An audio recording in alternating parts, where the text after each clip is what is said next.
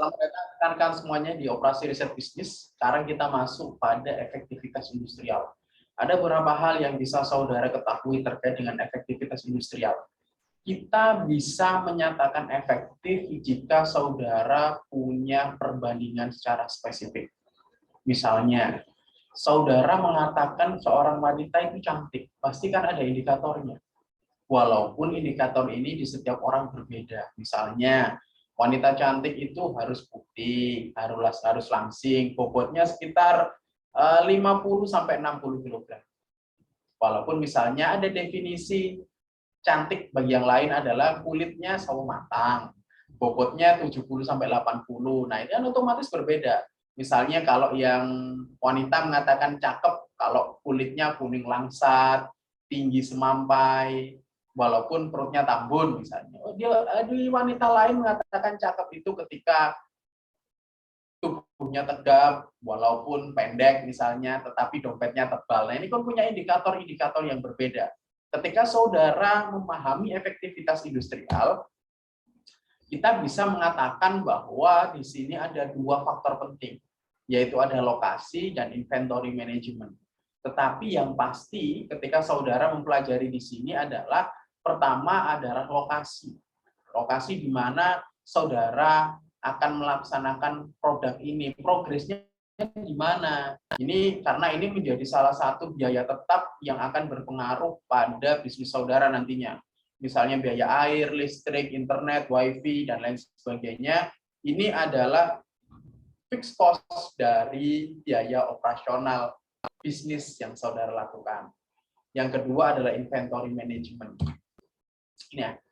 Seharusnya rekan-rekan semuanya antara gudang, kemudian pabrik, dan juga proses pengiriman semuanya ada dalam satu site.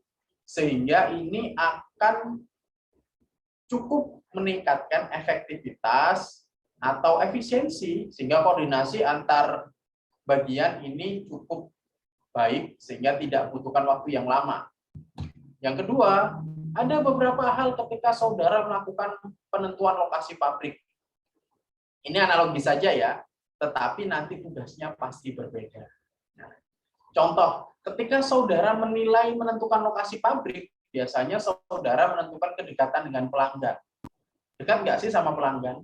Yang kedua dengan pemasok. Kalau dengan pelanggan, otomatis misalnya produk saudara adalah di Kalimantan. Customer saudara banyak di Jakarta, otomatis kirim Kalimantan ke Jakarta butuh 2-3 hari. Apakah customer Anda cukup siap? Apakah produk Anda mudah dijangkau atau tidak? Yang kedua adalah kedekatan dengan pemasok. Nah, pemasoknya gimana? Otomatis kalau pemasoknya jauh, berarti kan ada ongkos ongkir tuh. Nah, ongkos ongkirnya lebih banyak, otomatis mempengaruhi biaya penjualan Anda. Waktu bahan datangnya misalnya saudara build up kapal misalnya. Ini kan otomatis beberapa lempengan-lempengannya biasanya diimpor dari Korea. Ini waktu datangnya bisa 3-12 bulan. Nah, otomatis kan saudara membuat kapal pun tidak bisa langsung jadi setahun jadi kan nggak bisa. Lebih lama lagi. Karena pemasoknya butuh waktu untuk mengirimkan produknya. Yang ketiga, fasilitas transportasi. Oke, semuanya sudah ada. Nah, bagaimana mengirimkan dan mendapatkan bahan bakunya? Yang empat, ketersediaan infrastruktur. Jalannya seperti apa? Ketersediaan tenaga kerja dan sistem pengupahan.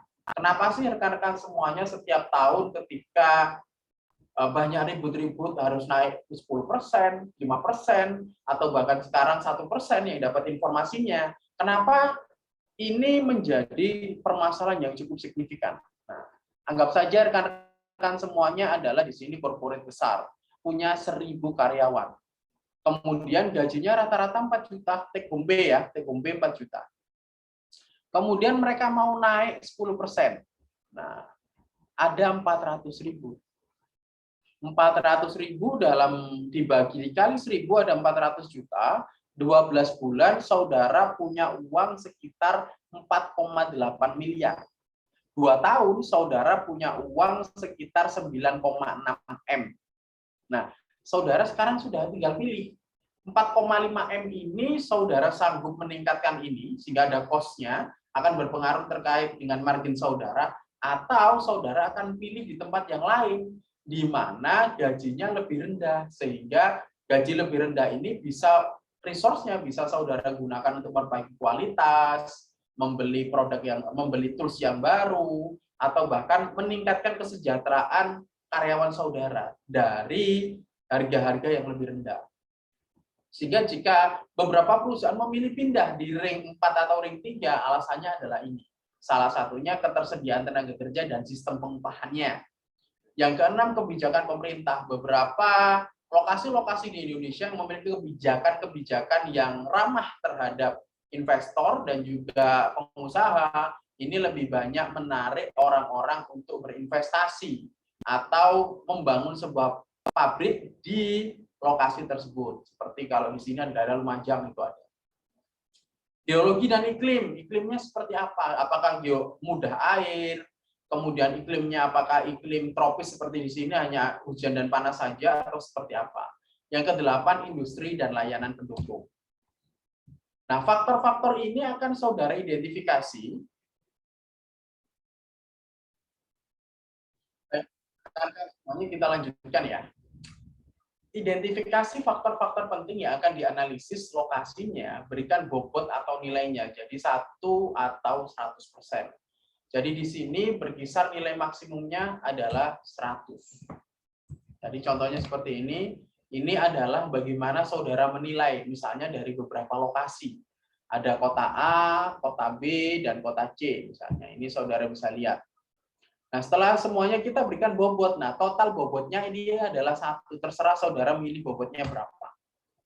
Kemudian setelah saudara berikan bobot, nah sekarang saudara melakukan penilaian. Misalnya, dari semua ini yang paling bobotnya, Pak, ini kan secara subjektif. Ya, benar secara subjektif.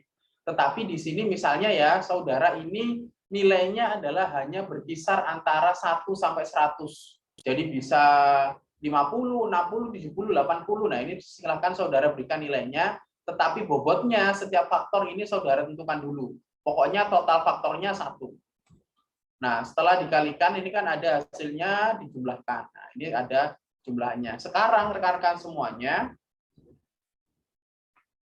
pertanyaan simpel untuk saudara semuanya ketika kita membicarakan terkait efektiviti industrial. Ketika saudara memilih sebuah bisnis, ini saudara tentunya kan ada beberapa bisnis sebelum memilih bisnis A misalnya. Mau jual beli kambing, jual beli baju, mau jual beli elektronik, gadget, dan lain sebagainya, komputer. Silahkan saudara berangan-angan. Oke? Silahkan saudara berangan-angan modelnya seperti apa, tetapi saudara harus punya indikator sendiri. Seperti layaknya kita menilai seorang laki-laki tampan atau tidak, seorang perempuan cantik atau tidak, ini kan kita punya indikator sendiri. Nah, silahkan saudara bisa membuat indikator-indikator sehingga misalnya saudara menilai, oke, saya akan berbisnis jual beli laptop. Nah, alasannya apa? Pertama, pengetahuan terkait dengan bisnis, faktor-faktornya ya, pengetahuan bisnis, modal, customer, peluang bisnis, kemudian resiko, produsen. Nah, semua faktor setelah produsen misalnya adalah marginnya besar atau tidak. Nah, 7 faktor ini silakan saudara berikan bobot masing-masing. Nah, kemudian tinggal saudara pilih beberapa usaha-usaha itu. Silakan saudara nilai, kenapa sih saya pilih usaha ini? Nah, ini yang disebut dengan faktornya. Sehingga ketika saudara mengerjakan UTS nantinya, pasti ada pertanyaan biasanya. Jelaskan kenapa alasan Anda milih ini. Nah, memilih ini kan berarti ada beberapa pilihan-pilihan lain untuk dibandingkan. Alasan Anda memilih ini misalnya apa? Oh Pak, terkait modal. Oh Pak, terkait misalnya customer, produsen, dan lain sebagainya. Itu kan faktor. Nah, silahkan faktor-faktor ini saudara berikan bobot. Setelah saudara kan berikan bobot masing-masing, dari 5 itu pokok totalnya 1 ya di total. Kemudian saudara nilai faktor-faktor itu dibandingkan misalnya usaha jual beli kue, usaha jual beli baju, dengan misalnya saudara jual beli gadget, silakan saudara berikan nilai sendiri. Nah, nilai inilah yang akan saudara kerjakan dalam bentuk Microsoft Word yang akan saudara berikan ke saya dalam bentuk UTS nantinya. Seperti itu ya rekan-rekan semuanya. Jadi di sini saudara tidak hanya sekedar memilih, tetapi saudara sudah bisa mengidentifikasi alasan apa sih yang sebenarnya saya memilih bisnis ini. Ini yang perlu saudara terjemahkan kepada saya nantinya pada soal UTS yang saudara berikan atau saudara kerjakan nantinya. Baik rekan-rekan semuanya, sampai jumpa pada pertemuan selanjutnya.